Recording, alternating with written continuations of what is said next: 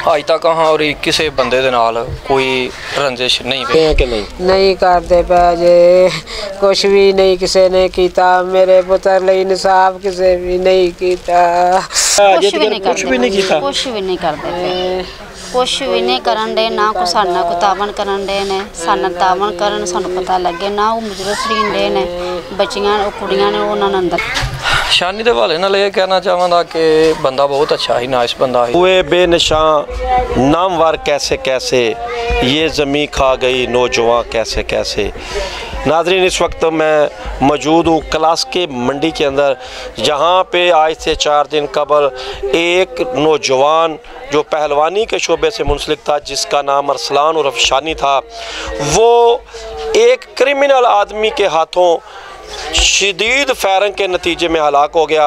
और आज हम उसके घर में मौजूद हैं और सारी उनसे गुफ्तगू करके ये जानने की कोशिश करेंगे कि ये जुल्म क्यों हुआ और ये कैसे हुआ और इसके पीछे कौन से मामलात को और कौन सी चीज़ें मुहरकात जो हैं वो इसके पीछे थी, वो सब जानने की कोशिश करेंगे। अस्सलाम वालेकुम जी। जी वालेकुम अस्सलाम। आपका नाम क्या है? जी जैगम। जी जैगम भाई, ये आपका अरसलान से क्या रिश्ता है? जी मेरा ताया का बेटा है। ताया का बेटा है। तो आप ये बताएं कि ये इतना बड़ा वक़ूआ क्योंकि अचानक से नहीं होता, तो इसके पीछे कोई ऐसा मामला, कोई छुपा हुआ राज कि हमने तो ये सुना है कि यहाँ पे कुछ पहले इनका झगड़ा भी हुआ, कोई लड़ाई झगड़ा मामला तो हुए थे, तो वो क्या था सारा? जी 1.5 साल कबल ना दंगल के दौरान भाई का झगड़ा हुआ था इनके साथ। अच्छा। तो वो इसके बाद इलाका के मोअज़्ज़िन ने इसकी सुलह भी करवा दी थी। 1.5 साल कबल इनका झगड़ा हुआ था और फिर उसके बाद सुलह हो गई? जी सुलह हो गई थी उसके तो बाद। उसके बाद कोई झगड़ा या कोई धमकी या कोई इस तरह का वाक़या हुआ हो? ये उनके घर के सामने से गुजर कर जाता है, उनका घर मेन रोड के ऊपर है।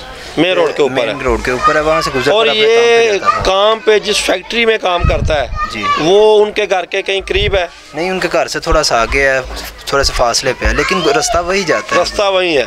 वहाँ से गुजरता था तो इसको धमकियाँ देते थे, यहाँ से नहीं गुजरो नहीं तो इसका अंजाम गलत होगा। अच्छा सर, उसका रास्ता वही था। हमारी एक रहायश भी उधर ही है, इस छोटे भाई की आपकी रहायश भी उनका करीब मौजूद है? घर के करीब है। ठीक है। और उसके करीब भी हमारे छोटे भाई की दुकान भी है जो मोटरसाइकिल मकैनिक है। अच्छा। तो सर वो धमकियाँ देते थे, लेकिन छोटे इसने भाई ने नहीं उनको समझा।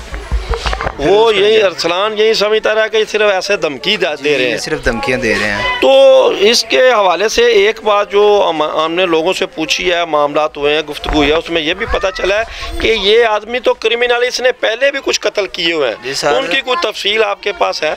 जी सर, आज से 20 साल कबल इसने एक गजनफर प्रोया नाम का लड़का है, उसको कत्ल किया था। गजनफर प्रोया, कोट प्रोया का? जी प्रोया, अच्छा, कोट प्रोया साहब, कोट प्रोया का। उसके बाद एक क्लास के का रहायशी है, मसीह लड़का है, मसीह, उसको भी कत्ल किया था।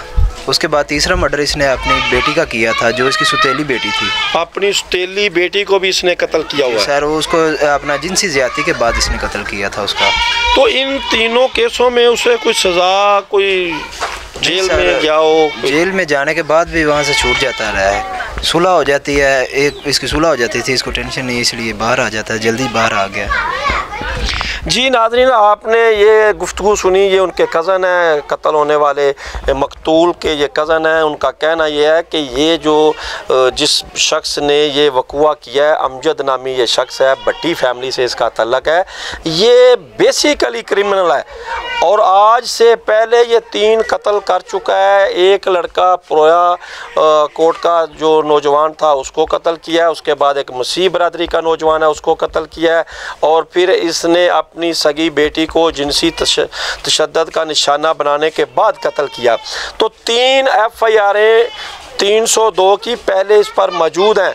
तो ये सारी बातें इस तरफ इशारा करती हैं कि ये बंदा ज़हनी जुनूनी था और ये मर्डर करने का आदी मुजरम है। लेकिन बदकिस्मती ये है कि 3 कत्ल करने के बाद उसे कोई सज़ा ना हुई, किसी ना किसी बहाने से, किसी ना किसी तरीके से उसकी सुलह हो गई और फिर वो एक केस से बरी होता और फिर दूसरा कत्ल किया, उससे बरी हुआ तो फिर तीसरा किया और तीसरे के बाद अब ये चौथा उसका निशाना अरसलान उर्फ शानी बना। और आगे ना जाने कौन कौन इस क्रिमिनल शख्स की भीड़ चढ़ेगा। हम आज की इस पूरे वीडियो की तरफ से ये आला हुकाम तक पैगाम देना चाहते हैं कि खुदारा इसके ख़िलाफ़ जो मामलात हैं इसकी इंक्वायरी सही तरीके पर की जाए, सही तरीके से इसकी इंक्वायरी की जाए और अदालत से इसको सज़ा मिले, ताकि कोई पांचवा शख्स इसकी इस हवस का निशाना ना बने और इसकी गोलियों का निशाना बनकर कोई पांचवा शख्स जो है वो मौत के घाट ना उतर जाए। तो ये हम इंक्वायरी अफसरान और SHO साहब और दीगर साहब से ये अपील करेंगे कि इसकी इंक्वायरी फिलफौर की जाए और मुजरमों को फिलफौर गिरफ़्तार किया जाए। जब तक मुजरम गिरफ़्तार नहीं होते, जिस तरह का ये शख्स है, जिस तरह इसने पहले 3 मर्डर इससे पहले भी कर चुका है, अगर ये बंदा गिरफ़्तार नहीं होता, ये शख्स गिरफ़्तार नहीं होता, तो ये ज़्यादा बात कवी है कि वो और भी लोगों को कत्ल कर सकता है और ख़ास तौर पर अरसलान के लवाहिकीन में से किसी को नुकसान पहुंचा सकता है। तो ये आगे किसी बड़े, इससे भी बड़े हादसे से बचने के